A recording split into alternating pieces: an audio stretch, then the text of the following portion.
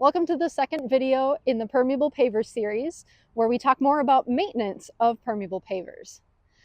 So after 3 to 5 years or a certain amount of time, depending on how many leaves or dirt or debris falls into the pavers, they might need to be cleaned or unclogged.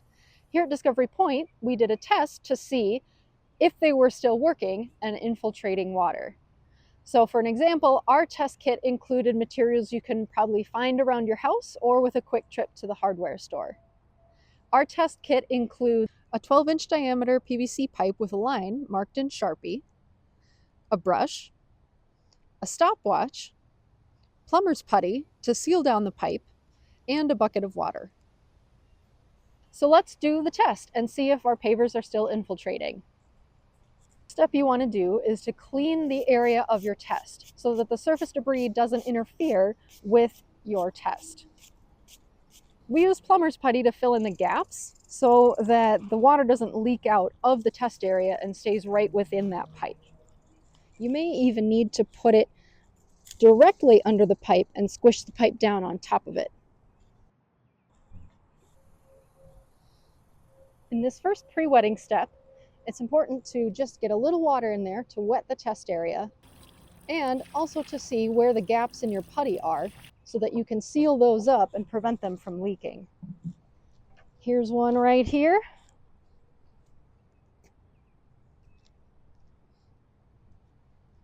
Seal that up.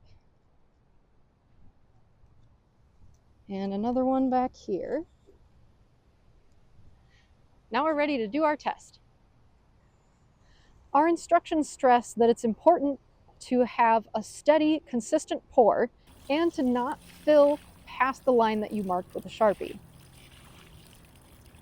You can either use 8 pounds or 40 pounds of water, which is either a third or most of a 5-gallon bucket.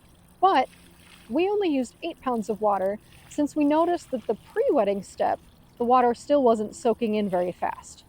Then, as you're consistently pouring, time how long it takes for the water to drain into the pavers completely out of your PVC pipe. The test we used was ASTM C1781. This particular chart tells us infiltration rates for the materials that we have. Yours might be different.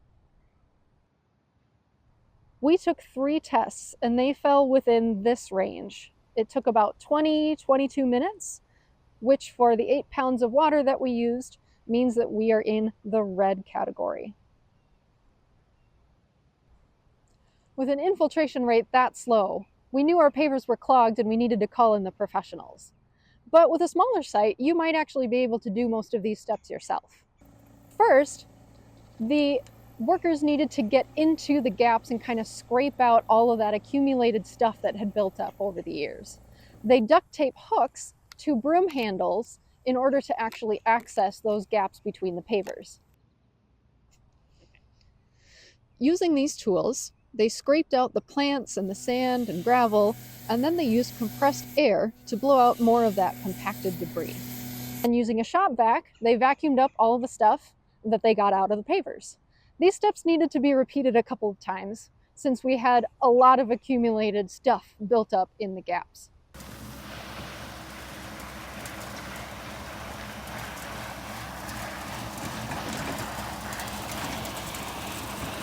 So they blew out the debris, they scraped, they vacuumed until everything was clean.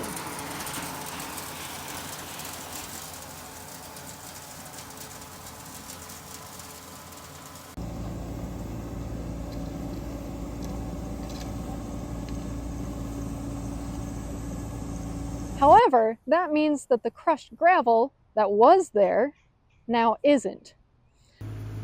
And so they needed to put more gravel in to fill in the empty gaps where they had scraped out the debris.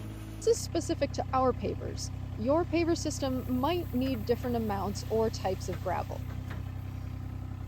So the workers brought in more crushed gravel, poured it onto the pavers, and then carefully swept all of the gravel into the cracks to make a perfectly finished parking lot. After the cleaning was finished, we did the test a second time, and it drained in less than a minute, meaning we were in the green. Our pavers are draining correctly. Maintenance is an important part of keeping any stormwater best management practice looking good and soaking in water like it's supposed to. Check out our YouTube channel for other videos we have of stormwater best management practices and maintenance here on site at Discovery Point. Thanks for watching.